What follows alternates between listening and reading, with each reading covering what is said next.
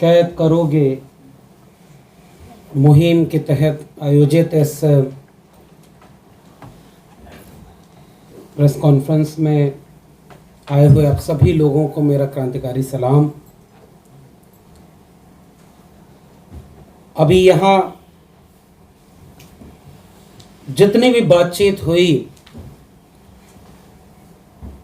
इसे सुनने के बाद पहली बात ये समझ में आ रही होगी कि कैद कोई और है और हम उनकी रिहाई के लिए आए हैं। लेकिन ये सब होता हुआ देखता और शायद हम लोग का कुछ न कर पाना, मुझे ऐसा लगता है कि उनकी बजाय कहीं हम ही तो नहीं कैद हैं, अलग अलग दायरों में, अलग अलग वजहों से। और जो लोग कैद हैं, जिनकी तस्वीरें अभी एक साथी ने कहा कि पहले हम लोग आते थे किसी और को छुड़ाने, अब ऐसा लग रहा है कि अपने ही कोई घर का उन तस्वीरों में दर्ज हो गया। तस्वीरें कम हुआ करती थी, वो बढ़ती जा रही हैं। और सच बात यह है कि ऐसे बहुत सारे लोग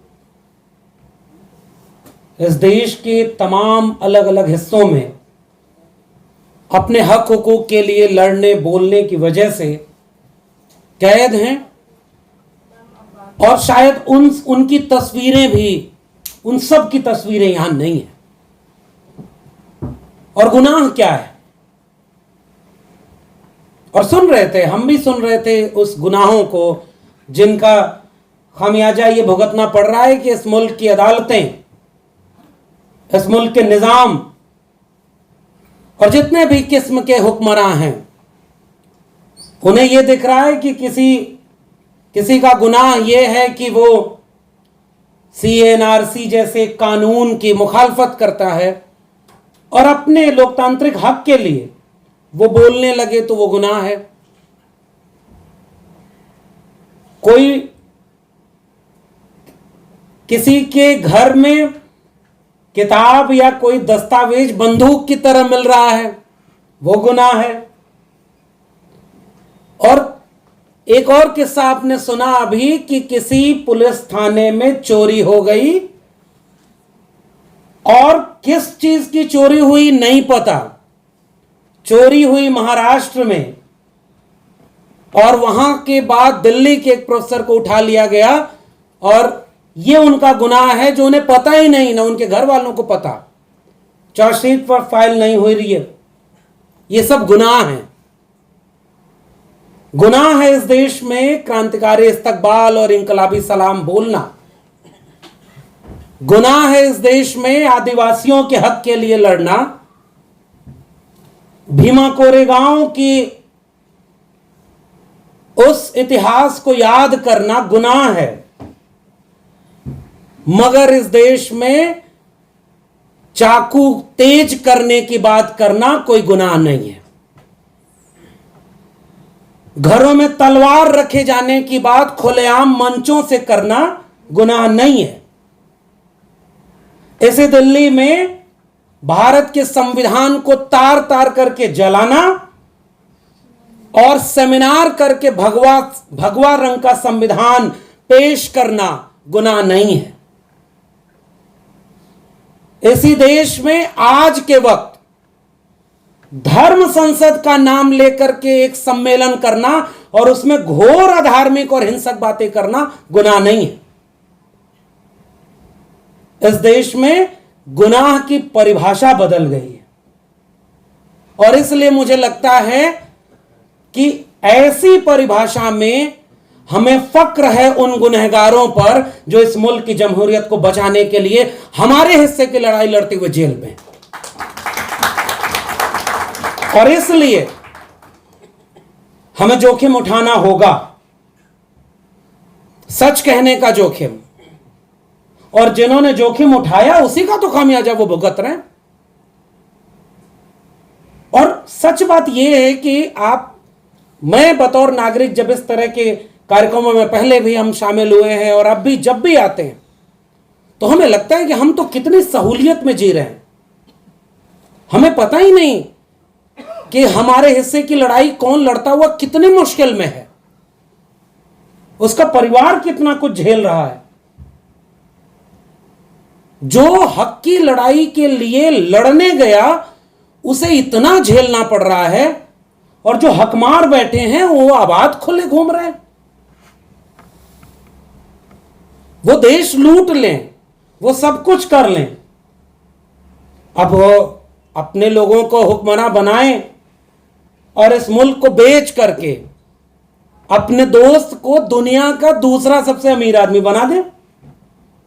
और अब तो ऐसा हो रहा है कि जैसे सबसे बड़े इंटेलेक्चुअल वही हैं, वो टीवी पर बैठकर इंटरव्यू देंगे कि कैसे इस देश में फ्रीडम ऑफ स्पीच होनी चाहिए, जो हर तरह की बोलने वाली आवाजों को बिकते हुए बाजार में खरीद ले रहे हैं। उनका चैनल पे इंटरव्यू चलाया जाएगा। और दूसरी तरफ एक ऐसा सांस्कृतिक संगठन है भाई इस देश में जो गैर राजनीतिक है, जो राजनीति नहीं करता, वो एक सांस्कृतिक संगठन है, और उसके मुखिया बोल रहे हैं कि हां हम इस देश में मुसलमानों को रहने देंगे। रह सकते हैं वो। भाई आप कौन है इस देश में यह बात कहने वाले कि आप रह सकते हैं या आप नहीं रह सकते? अभी तो आप वाला देश बना भी नहीं है जो अखंड भारत आप बनाना चाह रहे हैं। यह सब कुछ होता हुआ देखना और तब यह सोचना कि इस देश में संविधान कहां है, क्या कर रही है न्यायपालिकाएं, कहां खड़ा है वो कानून, वो चार्जशीट, वो मुकदमे, वो जेलें किसके लिए बनी थी और कौन कैद है। मैं ये सब सवाल दरअसल आपसे नहीं अपने आप से पूछ रहा हूं। जब प्रोफेसर साईं बाबा का किस्सा सुना रही थी और मैडम ने ये कहा कि उनको ढंग से जेल में खाना मिले, इसके लिए जेल के बाकी साथी जब भूख हड़ताल करते तब उन्हें हॉस्पिटल ले जाना है या उनकी बुनियादी जो जरूरत है वो पूरी हो पा रही है। आप कल्पना करें कि कानून कहां है। हम इतिहास में पढ़ते थे कि भगत सिंह और उनके साथियों को जेल में अनशन करना पड़ता था, लड़ाई लड़नी पड़ी, कुर्बानी देनी पड़ी। और बहुत भावनात्मक बात है, लेकिन सोचना होगा इस मुल्क के लोगों को, अगर आज भगत सिंह होंगे कहीं तो सोच रहे होंगे हम किनके लिए शहादत दिए, और ये देश बाकी मुल्क के जो अमन पसंद लोग हैं वो चुपचाप सब होता हुआ देख रहे हैं। कोई आदिवासियों के बीच से पत्रकार को उठा ले गया, कोई छात्र को विश्वविद्यालय से ले गया, कोई प्रोफेसर को ले गया, कोई आंदोलन करने वाले लोगों को ले गया, और बाकी देश में कोई हलचल ना हो, तो फिर इससे किसको हिम्मत मिलती है? हिम्मत उन्हें ही मिलती है, वो चाहते हैं कि बारी बारी करके एक एक आवाज को खामोश कर देंगे। मुझे लगता है कि आज की इस बातचीत का एक मकसद तो शायद यह भी होगा कि इस दिल्ली के छोटे से कमरे की चारदीवारी के दूर, बहुत दूर देश के कोने कोने में शायद ये आवाजें जाएंगी, शायद उनके निर्जीव से पड़े जिस्म को झकझोरेंगी कि भाई आपके देश में क्या क्या हो रहा है, आप कब जागोगे। मैं इसी उम्मीद से यहां आया हूं, क्योंकि अगर ऐसा नहीं हुआ तो सच है कल कोई और तस्वीर थी यहां, एक आध तस्वीरें कम होंगी, कई तस्वीरें जुड़ेंगी, और शायद उन्हीं में से कोई एक तस्वीर की जगह हमारे बीच के किसी व्यक्ति की तस्वीर अगली बार वहां होगी।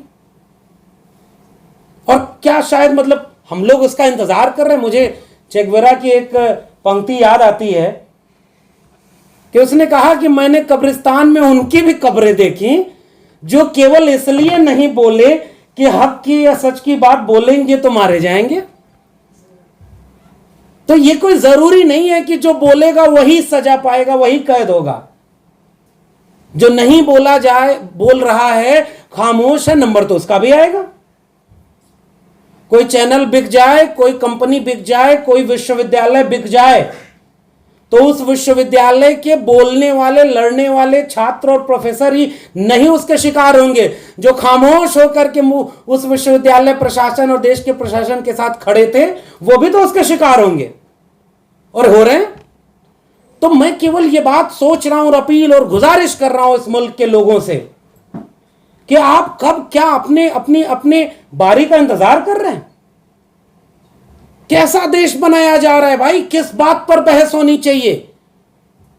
नफरत का व्यापार चारों तरफ। कोई टीवी एंकर कोई बयान दे दे कि भाई ये देखो, ये व्यक्ति जो पुलिस वाले को मार दिया ये मुसलमान था और जिहाद का शिकार हो गया, ये एएसआई। और कुछ दिन बाद कुछ ही घंटे बाद पुलिस आके बयान दे रही है भाई ये गलत, तुम अफवाह उड़ा रहे हो, तुम पत्रकार हो, वो मुसलमान नहीं वो हिंदू है। ट्वीट डिलीट हो गया, काम खत्म, अगला शिकार की तलाश कर रहे हैं वो जो तलवार लेकर एंकरिंग करते हैं इस देश में।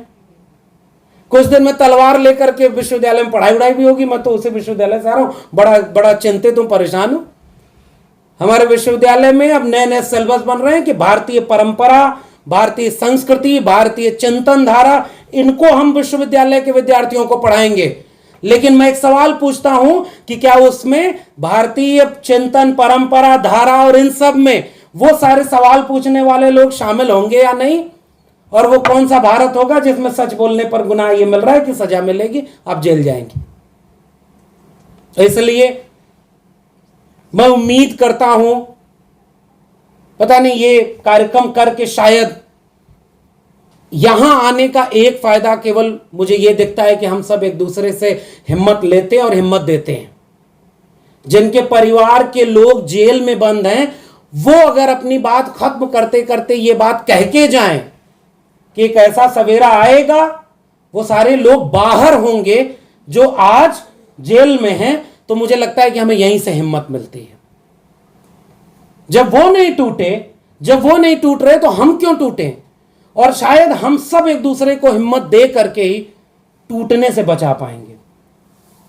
क्योंकि मेरा मानना यह है कि इतिहास, मैं अभी कुछ लोगों से बातचीत कर रहा था तो मुझे याद आ रहा था वही भारतीय चिंतन परंपरा, भारतीय संस्कृति, जिसमें जब कबीर कहीं किसी इतिहास के कोने में खड़े होकर सवाल कर रहे थे कि ऐसी दुनिया, ऐसी बावली पाथर पूजे जाए, वो कबीर सवाल कर रहे थे कि पाथर पूजे हरि मिले तो मैं पूजूं पहाड़ ताते, ये चाकी भली पीस खाए संसार, काकर पाथर जोर के मस्जिद लई चुनाए ता चढ़ मुल्ला बाग दे, क्या बहरा हुआ खुदाए, अरे इन दोन राह न पाई, हिंदुन की हिंदुआई देखी तुर्कन की तुर्काई।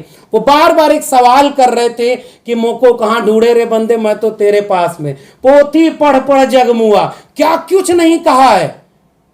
उस दौर में कौन हुक्मरान था, किसने क्या किया, उसे इतिहास भूल गया है। कबीर जो अकेला चला वो आज भी इतिहास में दर्ज है और वो याद किया जा रहा है। इसलिए मुझे उम्मीद है कि ये सारे हक की लड़ाई लड़ने वाले इतिहास में दर्ज रहेंगे और जब भी 2022-23 का इतिहास पढ़ा जाएगा तो ये याद किया जाएगा प्रोफेसर साईं बाबा, प्रोफेसर हनी बाबू, खालिद सैफी, उमर खालिद और तमाम वो सारे आदिवासी, दलित एक्टिविस्ट, मुसलमान एक्टिविस्ट, छात्र, प्रोफेसर हमारे हिस्से की लड़ाई लड़ते हुए जेल में थे। और उस समय फिर एक सवाल और हमसे पूछा जाएगा कि हम बाहर थे तो क्या कर रहे थे?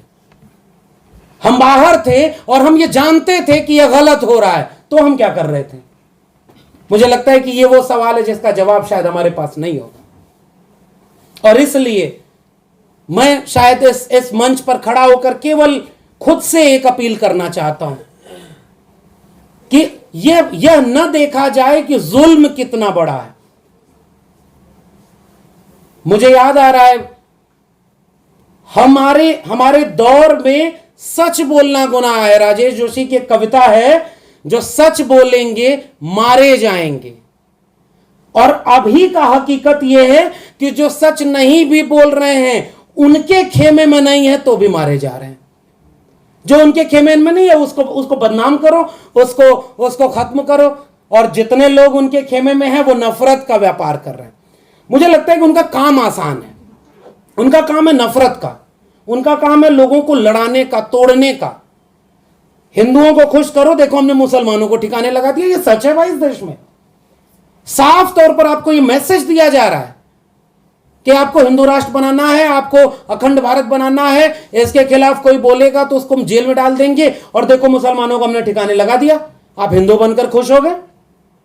फिर अचानक दूसरा गेम कि ये देखो हमने आरक्षण खत्म कर दिया, सारे सरकारी संस्थानों को निजी हाथों में बेच दिया, तुम अपर कास्ट हो तो तुम भी खुश हो लो, देखो हमने ये संविधान खत्म कर दिया।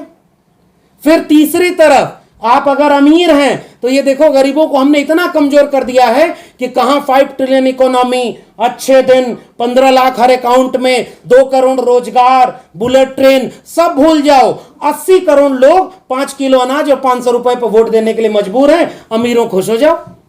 ये बिल्कुल मुझे लगता है कि ये देश बिल्कुल बटा हुआ 2 देश है और इसमें 90% आवाम को यह कहा जा रहा है कि तुम्हारे दुश्मन देखो किसी धर्म के लोग हैं, किसी जाति के लोग हैं, किसी और तरह के लोग हैं और सबको आपस में बांट करके ऐसे ही चुन चुन करके हमारे लोगों को कैद किया गया।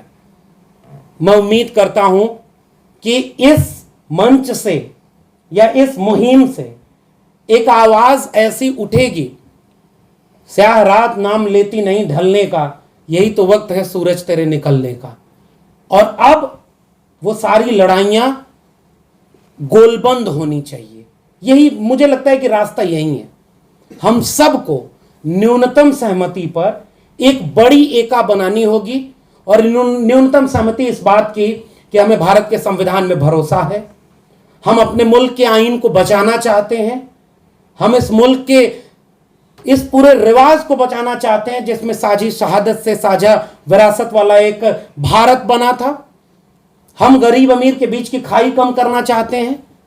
हम इस देश में महिलाओं को उनके हिस्से का हक देने के पैरोकार हैं।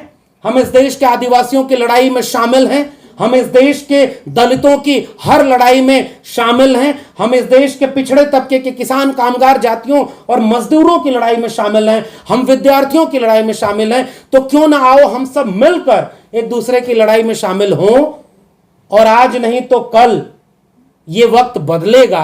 और मैं उम्मीद करता हूं जहां हमारे पूर्व के वक्ताओं ने बात खत्म की, वहीं मैं भी बात खत्म करना चाहता हूं कि उनकी जेलें टूटेंगी और हमारे साथी बाहर आएंगे, हम जीतेंगे, इसलिए लड़ेंगे। बहुत बहुत शुक्रिया।